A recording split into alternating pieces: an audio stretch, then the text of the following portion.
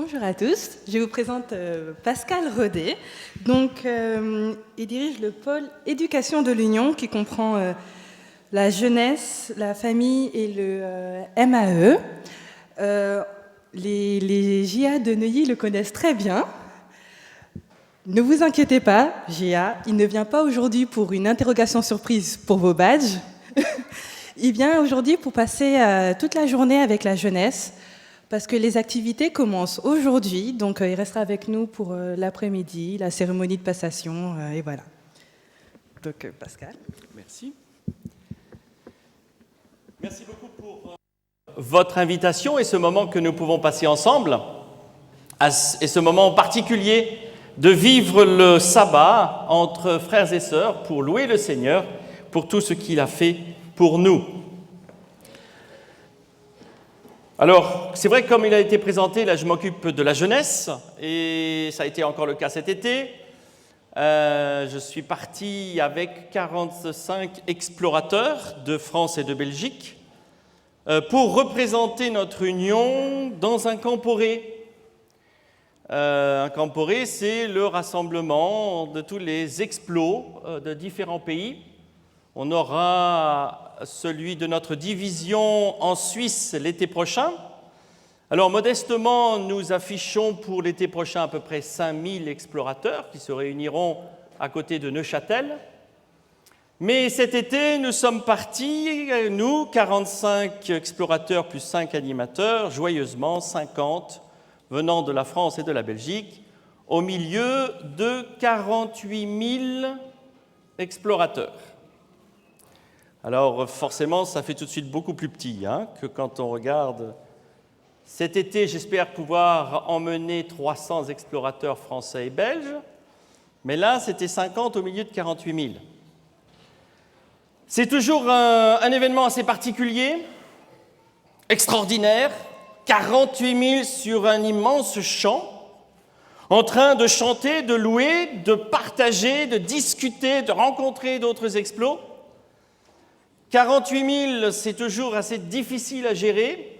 Nous avions de la chance, nous étions avec les Québécois qui nous avaient invités et nous étions juste à côté du champ où il y avait les grands meetings. Il y en a certains qui devaient faire 15 minutes à pied parce qu'ils étaient à l'autre bout du terrain. Nous, on était bien contents et bien gentils, ça va, on avait quelques minutes, là, hop, on s'assoit, ça y est, c'est fini. C'est toujours aussi un événement grandiose parce que ça impressionne. Il y en a même qui me disent « Pascal, ça y est, quand j'annonce la fin, on va devoir prendre l'avion pour le retour. » Et une qui me dit « Écoute, Pascal, en fin de compte, j'aimerais bien rester. » Et j'étais en train de me dire « Si je loupe l'avion, je reste. » Oui, c'est une option, en effet. Mais enfin, si tu restes, je te mets dans l'avion suivant. Et comme il faut que j'achète un billet, j'enverrai la facture à tes parents. Ah ben alors, je vais peut-être pas rater l'avion, alors. C'est bien, c'est sage. Parfois, il y a quand même, nos ados sont quand même assez sages. Mais c'est simplement pour montrer un peu voilà, ce moment particulier qui a été vécu. Et souvent, il y a dans ces rencontres-là 2 atterrissages qu'il faut faire. Le premier normal, quand on prend l'avion et qu'on atterrit à Paris, à un moment donné, on se sépare. Et puis le deuxième atterrissage, c'est de dire, c'est fini. On n'est plus au milieu de 48 000.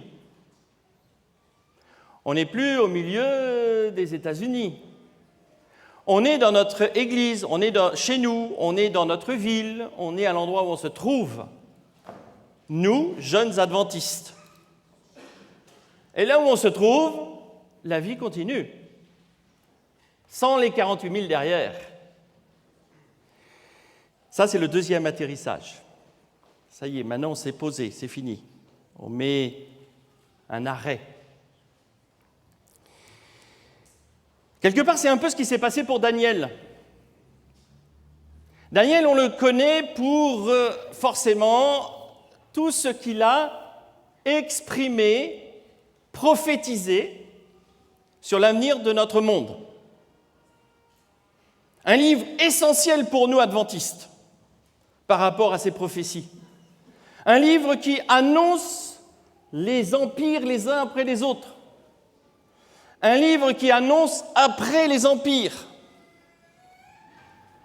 Un livre qui est basé beaucoup sur ce qu'est la prophétie. Ce matin, j'aimerais m'intéresser à un autre Daniel. Un Daniel qui a vécu et a continué à vivre malgré l'absence de Jérusalem. Daniel commence quand même par une catastrophe. La catastrophe de la perte de Jérusalem. C'est fini. Jérusalem n'existe plus. Jérusalem est là, présent, mais la moitié de son trésor est partie entre les mains de Nebuchadnezzar. Jérusalem est là, présent, mais en partie, tous les intellectuels, les personnes qui ont un peu de jugeote ont été pris par Nebuchadnezzar. Jérusalem existe parce que... Mais au fait, pourquoi elle existe d'ailleurs pour Nebuchadnezzar ? Jérusalem, c'est quoi ? C'est un Dieu qui n'a pas su protéger son peuple, puisque j'ai réussi à avoir Jérusalem, le Dieu d'Israël. Il ne faut rien. Puis Jérusalem, c'est quoi ? Jérusalem, c'est un peu, vous savez, c'est comme sur une aire d'autoroute. Vous avez un grand boulevard, et c'est un peu l'aire de repos. L'aire de repos entre le voyage qu'il y a depuis Babylone jusqu'en Égypte. Ça, c'est intéressant, l'Égypte. Ça vaut quelque chose, l'Égypte. C'est que c'est mieux quand même. Alors forcément, il y a Jérusalem entre les pattes, donc hop, on s'en occupe, on l'annexe, c'est là qu'on se pose avant de continuer le voyage vers l'Égypte. Ça rapporte. Il faut s'arrêter, ça rapporte dans le commerce. Mais mis à part ça, pour Nebuchadnezzar, Jérusalem, c'est quoi ? Rien. Ça, c'est la première étape de Daniel. La chute, l'atterrissage. Je ne suis plus avec les miens. Plus de temple. Plus rien. Plus rien qui me raccroche à mon Dieu, qui, soit dit en passant, nous a laissé tomber. Je ne sais pas si lui se l'est dit, ce n'est pas dans la Bible, mais en tous les cas, peut-être que certains Juifs ont dû s'en douter, le penser, l'imaginer. Nous, on ne le fait pas. Nous, en bon chrétien, on ne dit jamais « mais que fait Dieu ?» Non, ça, on ne le dit pas. Mais Daniel, moi, peut-être. Ça, c'est la première chute. Atterrissage. Waouh, il va falloir vivre loin de tout ce petit monde. Et dans Daniel, chapitre 1er, il est vraiment bien précisé, où on montre tout à fait cette image forte, où il nous est dit au verset 2, « Une partie des vases de la maison de Dieu, Nebuchadnezzar les transporta au pays de China. » Et un peu plus loin, quelques jeunes gens, en qui il n'y eut aucun défaut corporel de belle apparence, instruits en toute sagesse, ayant de la science et plein d'intelligence, et qui fussent capables de se tenir au palais du roi. Pourquoi faire ? Pour leur enseigner les lettres et la langue des Chaldéens. Ça, c'est important, vous allez voir pour la suite, la vie de Daniel, tout ça. Là, il y a une richesse. Ce n'est pas une richesse uniquement de l'or pour Nebuchadnezzar, c'est une richesse intellectuelle aussi. Ce sont des personnes qui savent faire des choses. Deuxième étape. On passe à un moment où Daniel, quand même, au milieu de ce petit monde, et j'imagine tout à fait son entrée dans Babylone. Il rentre dans Babylone. Il est dans Babylone. Avec ses grands murs, ses grands immeubles, sa richesse, son opulence, son ennemi. On a visité New York, on a visité aussi Chicago. Waouh, c'est immense! C'est toujours impressionnant, on ne peut pas le dire le contraire. Et j'imagine Daniel, tout dans sa difficulté de partir, se rend dans une ville extraordinaire. Mais, et là il y a un petit élément très intéressant, verset 18, Daniel 2, verset 46, excusez-moi. Autant pour moi, on reprend dès le départ. On est bien dans le chapitre 1er, verset 18. Et au bout des jours, donc la première chose dans les versets précédents, Daniel résolut de ne pas se souiller, de ne pas faire de mauvaises choses, de ne pas accepter tout. Ok ? Et il garde son intégrité. Et ce fameux moment où il demande au chef des gardes, écoute, tu nous donnes uniquement légumes, fruits, machin, on va manger, on va s'occuper de notre cuisine, laisse tomber le reste, on s'en occupe, et tu verras après ce qu'il en est. Bon, il dit, pourquoi pas, on essaye. Et il apprend, lui et ses compagnons, toute la connaissance des Chaldéens. Arrivé verset 18, et cette fois-ci on y arrive, et au bout des jours fixés par le roi pour qu'on les lui amena, le chef des eunuques amena devant Nebuchadnezzar les sages, et donc, entre autres, Daniel. Le roi s'entretint avec eux, et parmi eux tous, il ne s'en trouva point de tels que Daniel, Anania, Micha et Azaria, et ils entrèrent au service du roi. Et dans toute question qui demandait de la sagesse et de l'intelligence, et sur laquelle le roi les interrogeait, il les trouvait 10 fois supérieurs à tous les magiciens et astrologues qui étaient dans tout son royaume. On aime bien cette partie-là. Waouh!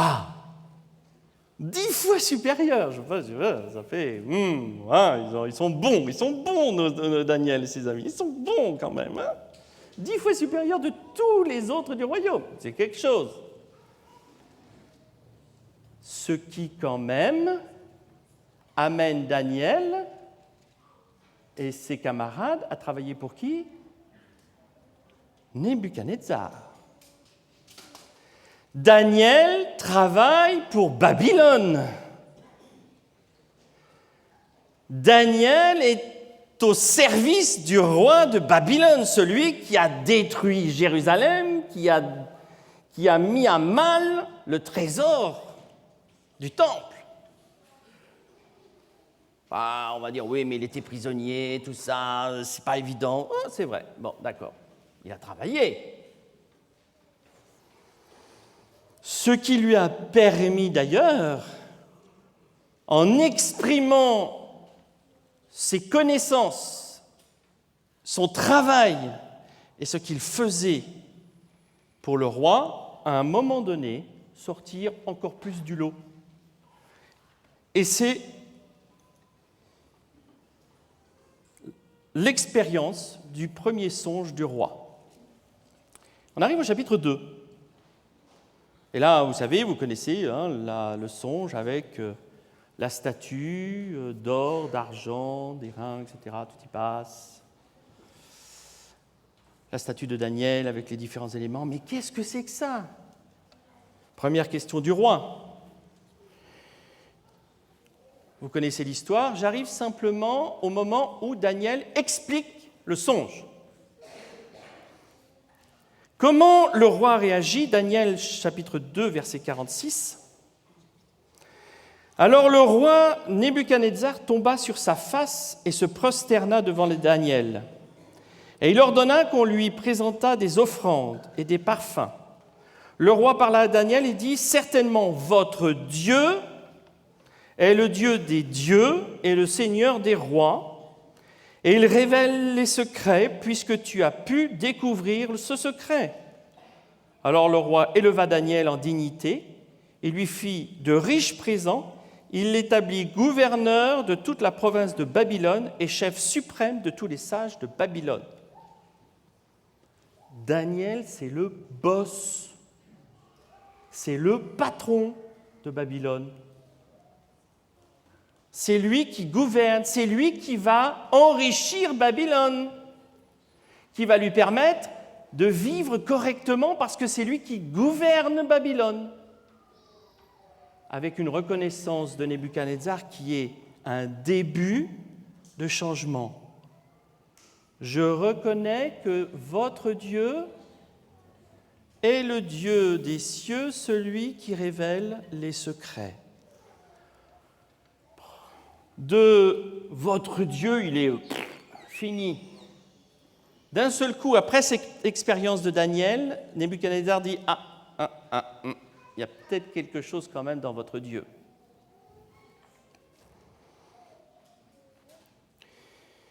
L'expérience des amis de Daniel, encore une fois, intégrité.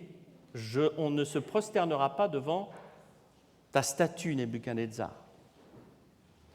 C'est ce que nous avons au chapitre 3. Et alors, la réponse, parce qu'on leur dit « Ouais, Nebuchadnezzar, écoute, il y en a qui n'ont pas voulu se prosterner, c'est pas bien, il faut les tuer !» Nebuchadnezzar rentre dans une colère et décide à les tuer. Remarque des amis de Shadrach, Meshach, Abednego. Ils disent, au verset 17, en réponse, « Voici notre Dieu que nous servons peut nous délivrer de la fournaise ardente et nous délivrera de ta main au roi. » Alors souvent, on s'arrête là dans le texte en disant « Ouais, quoi qu'il arrive, fini. » Mais la suite nous dit « Sinon, et dans certaines traductions, même si Dieu ne fait pas, sache au roi que nous ne servirons pas tes dieux et que nous n'adorerons pas la statue d'or que tu as élevée. » Il y a parfois des moments dans la vie, je m'en remets à Dieu, je m'en remets à toi, Seigneur, quoi qu'il arrive. Il y a parfois des moments dans la vie où c'est bien si tu peux éviter la fournaise ardente, si tu peux éviter les tracas, les problèmes, si tu peux m'éviter d'être malmené. Mais sache que, quoi qu'il arrive, je resterai avec toi. C'est cette partie-là souvent qui est le plus dur à dire. On aimerait tellement un Dieu qui réponde tout le temps à nos attentes. Un Dieu qui, un claquement de doigts, nous évite tous les problèmes, les difficultés. Les amis de Daniel sont conscients de ça. Nous sommes persuadés que Dieu peut agir. Mais même s'il ne le fait pas, de toute façon, quoi qu'il arrive, on ne t'adorera pas. Il y a une démarche de la part des amis de Daniel très forte face à la société dans laquelle ils sont. Vous connaissez l'histoire, pas de brûlure, rien, même les vêtements ne sont pas brûlés, ils sortent parce que Nebuchadnezzar voit ça, c'est incroyable. Et qu'est-ce qu'il dit, verset 28 ? « Béni soit le Dieu de Shadrach, Meshach et Abednego, lequel a envoyé son ange et délivré ses serviteurs qui se sont confiés en lui et qui ont violé l'édit du roi. Ils ont livré leur corps afin de ne servir et de n'adorer aucun autre Dieu que leur Dieu.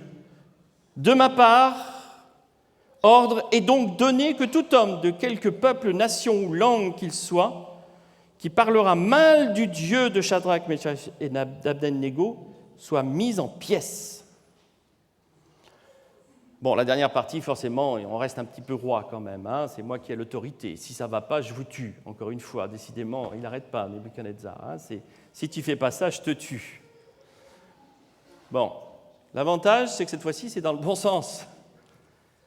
C'est-à-dire que là, il est passé de « je reconnais qu'il y a un Dieu qui connaît les secrets » à « je demande à tout mon peuple de faire attention de ne pas insulter le Dieu de Shadrach et des autres amis. Parce que Dieu est quelqu'un qui agit. » Dernier épisode. La folie du roi. Parce que vous savez, à un moment donné dans toute notre vie, il apparaît parfois de faire des bonnes expériences avec Dieu. Ah Dieu, je reconnais tout ce que j'ai fait avec toi, tout ce que tu as fait pour moi, toutes les expériences extraordinaires. Et puis, quelques mois, quelques années après, ah, je suis bon quand même. Bon, ça c'est Nebuchadnezzar aussi. Waouh, c'est génial! Ce que je suis bon avec la construction de cette ville, de Babylone. Il avait été averti avant, quand même. Méfie-toi. L'arbre que tu as vu, c'est toi. Alors, tu as vu comment ça se finit. Parfois, l'homme a ce gros défaut de l'oubli. Vous savez, on oublie toujours ce qui pourrait nous arriver. Eh bien, c'est ce qui se produit. Et l'expérience du roi est douloureuse. L'expérience du roi est terrible. Jusqu'au jour où il est relevé. Et là, c'est une autre expérience du roi qui va se rajouter encore. Chapitre 4, verset 34, et c'est ce qui nous a été lu tout à l'heure. Mais à la fin de ces jours-là, alors pour ceux qui ont la Bible en français courant, c'est 31 à 34, et pas 34 à 37. Mais à la fin de ces jours-là, moi, Nebuchadnezzar, je levai les yeux vers le ciel. Le sens me revint, et je bénis le souverain, et je magnifiai, et je l'adorai, celui qui vit éternellement, dont la puissance est une puissance éternelle, dont le règne dure de génération en génération. Devant lui, tous les habitants de la terre sont estimés néants. Il fait ce qui lui plaît, tant de l'armée des cieux que des habitants de la terre. Et il n'y a personne qui puisse arrêter sa main et lui dire « Que fais-tu » ? En ce temps-là, le sens me revint. La gloire de mon royaume, ma majesté et ma splendeur me furent rendues. Mes conseillers, mes grands me redemandèrent. Je fus rétabli dans mon royaume et une plus grande puissance fut donnée. Maintenant, moi, Nebuchadnezzar, je loue, j'exalte, je glorifie le roi des cieux, dont toutes les œuvres sont véritables et les voies justes, et qui peut abaisser ceux qui marchent avec orgueil. Waouh!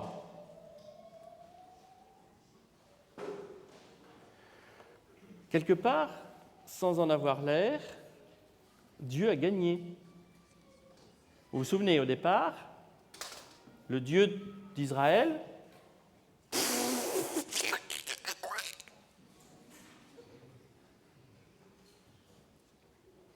on sait pourquoi Dieu a laissé faire. On sait pourquoi il y a eu la déportation. Après coup, Nebuchadnezzar est un roi qui a vaincu Dieu. Dieu a vaincu Nebuchadnezzar.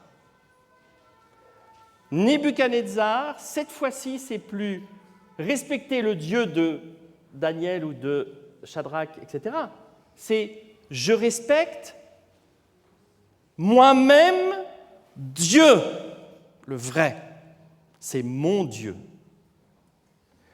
Vous vous imaginez tout le chemin que Nebuchadnezzar a fait ?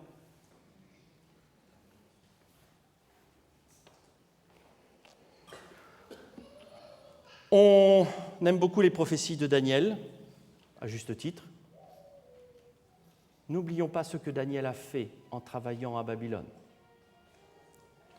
N'oublions pas ce que Daniel a fait en reconnaissant que si Dieu a permis cette déportation, c'est qu'il faut que ça serve à quelque chose. N'oublions pas que c'est un Daniel qui a respecté les coutumes, la vie de Babylone, la société de Babylone, même s'il n'a pas toujours accepté ce qui se passait. Il a respecté le pays dans lequel il était, il l'a fait fructifier. Il a continué à aider à s'enrichir. Mais avec une grande différence. Je crois en Dieu quoi qu'il arrive. En mon Dieu, celui qui est créateur, celui qui est sauveur, celui qui est venu auprès de moi pour me dire « Tu vis quelque part, exprime pleinement ta foi autour de toi. Tu pourrais, en faisant ça, relever le cœur de beaucoup. » Lorsqu'on est jeune, on a cette habitude très facile de faire une différence entre l'Église, entre ce que j'ai vécu, les 48 000 explorateurs, et le lycée, l'uni, l'école, le travail, c'est à part. Il faut dire que c'est très français, ça. Je suis chrétien. 7 jours sur 7, 24 heures sur 24. Qu'est-ce que je peux apporter à l'autre, celui qui est avec moi, celui avec qui je travaille, celui avec qui j'apprends? Qu'est-ce que Dieu me demande d'apprendre dans ma vie? Qu'est-ce que je vais faire cette année, dans cette nouvelle année qui m'est proposée? Que ce soit à l'école, au lycée, à l'uni, que ce soit au boulot, qu'est-ce que je vais pouvoir faire? Les activités jeunesse vont commencer. Activités jeunesse uniquement le samedi après-midi? Ou jeunesse tous les jours? Le JA, celui qui reconnaît que Dieu est Dieu et qu'avec lui je peux faire des expériences. Nous avons appris samedi dernier, peut-être que vous l'avez lu à certains endroits, en Ukraine, vous connaissez la situation de l'Ukraine en ce moment, dans la partie pro-russe, un samedi matin, les rebelles pro-russes sont entrés dans une église adventiste et ont enlevé le pasteur. Et ils sont partis. Ça fait partie un peu de l'ambiance générale en Ukraine. Avec cette petite idée derrière, il n'y a qu'une église qui est la vraie, donc toutes les autres n'ont plus lieu d'être. Nous ne savons pas ce qu'il en est pour le moment. Nous ne savons pas où il est exactement, à moins que la division connaisse un peu plus. Pour l'instant, c'est la seule nouvelle que nous avons. Je me suis toujours demandé comment je réagirais face à des situations comme ça, à de la déportation. Je suis bien, tout va bien, toute la vie, là, tout, ça baigne. Prends quelques petits problèmes économiques, mais bon, ça fait partie du lot habituel, ouais, les impôts, machin. C'est vrai. Mais ça, est-ce que je suis préparé à ça? Notre collègue, je ne sais pas s'il a été préparé à ça, mais ça lui est arrivé. Il n'y a plus qu'à remettre ça entre les mains de Dieu. Comment va-t-il réagir? Je ne sais pas. On est chacun devant des situations particulières. Comment va-t-il faire? Je ne sais pas. Tout ce que je souhaite pour lui, et je prie pour ça, c'est qu'il puisse garder sa sérénité avec son Dieu. Les situations sont ainsi faites. Le chrétien, c'est comme le sport, l'entraînement. Quand on ne fait rien, on ne peut pas faire une course de 100 mètres du jour au lendemain. Mais quand on s'entraîne, on peut commencer à courir le 100 mètres. Alors c'est ce que j'invite à chacun d'entre nous, jeunes, moins jeunes, ceux qui ont l'habitude d'années de foi et de relation, de garder cette intégrité de foi, cette relation de foi, pour être un exemple, pour apporter, pour aider, pour soutenir, pour être ni plus ni moins quelqu'un qui peut être à l'écoute et aider une personne qui en a besoin.